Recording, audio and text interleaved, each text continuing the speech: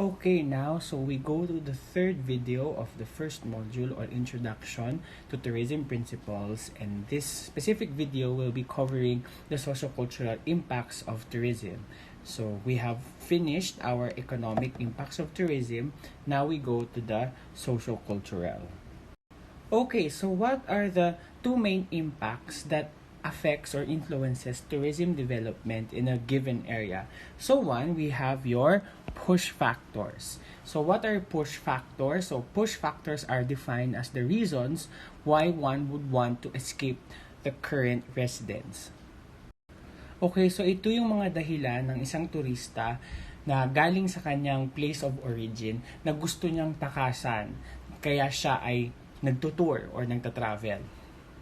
So what are common examples of push factors? The first example is urbanization. So for example, a certain person who lives in a developed country such as the United States or Canada, or who lives in urban centers such as Manila, Cebu, or Davao, they want to escape the stressful and advanced life of the society that they belong in. So this is the reason of some of the nature or eco-tourists who go to rural areas or provincial areas or less developed areas for them to be able to escape from the stresses of the communities that they come from. Another example of push factor is climate and pollution. So for example, I'm a Filipino, and one of the reasons or motivations for me to go to a European country is, of course, the colder environment that is different from the Philippines. Or for example, wanting to experience, for example, the snow. No? And also that's the same thing that those who live in the northern hemisphere, that's the reason why they go to the Philippines and other Southeast Asian countries, for them to be able to experience more tropical climates, for them to experience beaches that they don't have in their place of origin. And of course, pollution. So this is one of the reasons why more developed countries or tourists from more developed countries go to a less developed country where it's more agricultural, there is lesser manufacturing, lesser factories, and therefore lesser pollution. When we talk about the other factor, which is pull factor, so these are the reasons that would attract tourists to come to a certain destination. So usually these are the attractions that a certain destination has that makes a certain tourists go there. So ang dahilan, hindi na yung gusto niyang tumakas sa pinanggalingan niya. Ito, pinag-uusapan natin yung mga dahilan kung ano yung gusto niyang puntahan doon sa pupuntahan niya. So syempre, in the theme of sports tourism, one important attraction or event that a certain place becomes attracted to tourism is Olympics. Syempre, when there are a lot of sporting events in a certain area, that area becomes very attractive for tourists to go to. For example, pag February, mas marami pumupunta sa Baguio because there is the Panagbenga Festival, and of course the other festivals in a certain country, kahit wala naman talaga silang tatakasan from their specific place of origin, but because there is an attraction that is found in their target destination, they would go there. So cultural events are also a part of the pull factors. Another would be, of course, the season. So that's the reason why we say that Baguio is the summer capital of the Philippines. We go to Baguio because when it is summer in the urban centers of the country, it is very attractive to go to Baguio wherein it's so much colder environment. So the environment or the coldness that is found in Baguio is the main pull factor that brings in tourists to Baguio. So now let's talk about the positive sociocultural impacts of tourism. In the previous video, we were able to discuss about communities and societies having economic benefits, positive economic benefits from tourism. Now let's talk about, in terms of cultural and social gains, what do communities and localities get from tourism? So first, tourism bolsters local pride. So it gives us a higher sense of cultural identity. It gives us a better sense of nationalism. It makes us proud of our heritage and identity, especially when we talk about tourist attractions with rich history and rich cultural heritage that come with it. Then definitely it increases our sense of pride for our belongingness in a certain locality that is being marketed or promoted as a tourism destination. Of course, tourism can also lead to increased sociocultural awareness.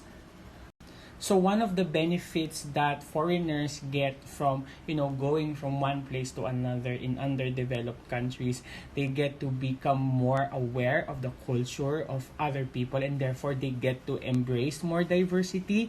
They become more inclusive, and of course, the thoughts and exchanges of cultural beliefs and ideas, this will be a very good vehicle for people from different groups and people from different societies and countries to be able to talk together and iron out differences. And therefore, we also believe that tourism increases cooperation among countries and therefore also promotes peace.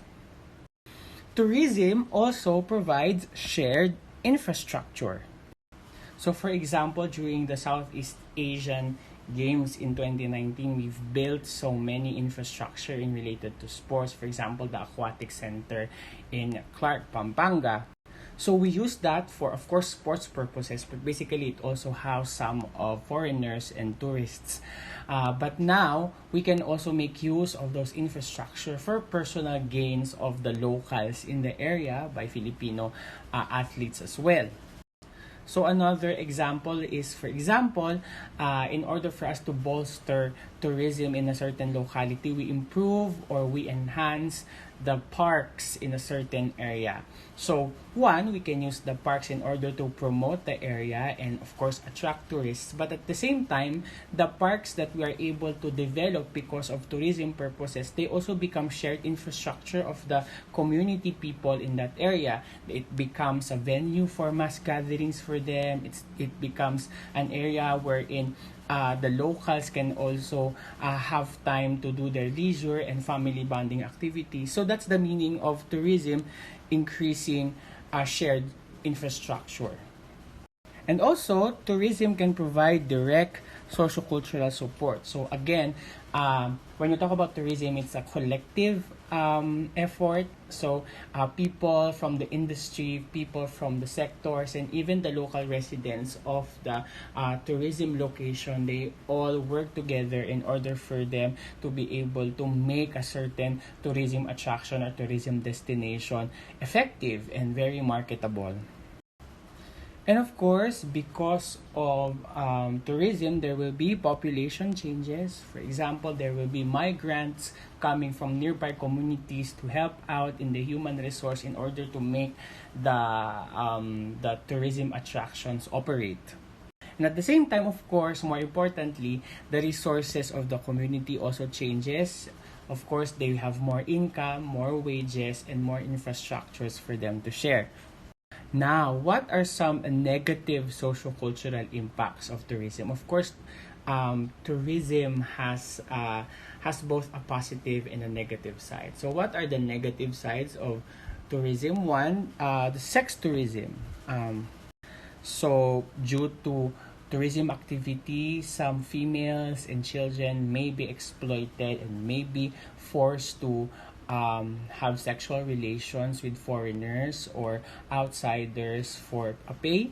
And of course, other people and other syndicates might abuse this kind of exercise. And therefore, syempre, ang pinakatalo dito, yung mga naipapain sa mga foreigners na walang kalaban-laban because of poverty.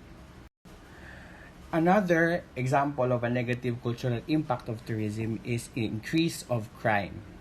So to give an example on this, if you remember, there was a teleserye entitled Forevermore. This featured Liz Kien. This was ABS-CBN. So it featured a place in Benguet called La Presa. So it was in a remote location in Benguet. So because the teleserye was so famous, there are a lot of tourists who went there. And there are also a lot of migrants from other parts of Benguet who went there in order for them to do business. Like they made souvenirs, they became photographers, they became other businessmen who came there in order for them to, of course, make most of the tourism activity that is happening there. However, some of the local residents did not like the increased tourism activity because according to them, it increased the crime in the area. Nagkaroon daw ng mga nakawan from their usually peaceful town. No? There would be a lot of rowdy behavior. May mga nag-aaway, may mga nagra-rumble. There are deviant behaviors that they see in that area which they didn't usually see when the shooting did not happen there yet. So that's one of the negative impacts that they saw from increased tourism activity in their locality. And of course, another would be gambling. Of course, unless that area, like for example, it's a Macau and it's known as a, it's known as a casino tourism venue. But in other areas, gambling is also an issue when there's increased tourism activity. Next would be health issues. So this is related to sex tourism because of some sexually transmitted disease, especially if the government does not protect sex trade in the area. There will be a lot of sexually transmitted infections like HIV. And at the same time, because of tourism, there might be overcrowding in a certain locality because a lot of migrants would go to that area, just like what they had in La Presa, and therefore there would be more people in the area. There would be higher population density, and therefore there's an increased transmission of illnesses from one person to another, especially if it's infectious. And probably one of the most notable issues in terms of tourism is the commodification of the culture. So parang lumalabas na nagkakaroon ng presyo ang kultura ng isang bayan or ng isang community. So for example, there are very sacred rituals that, foreigners would like to be involved in, and because some of the tour operators want to cash in on that desire to be able to get into those sacred rituals, so they would, charge people, even if naturally, you can join that sacred ritual for free. And sometimes, the holders of the culture would not like that because when you put money on the cultural practices that they have and the cultural symbols that they own, they feel like the value of their cultural traditions is eroded. So that is the end of this video. We were able to discuss about the sociocultural impacts of tourism. We talk about push factors and pull factors that motivate tourists to go to an area or to escape from their place of origin. We discussed also the positive sociocultural impacts of tourism, and consequently, we discussed about the negative sociocultural impacts of tourism. In the next video, we'll talk about the environmental impacts of tourism.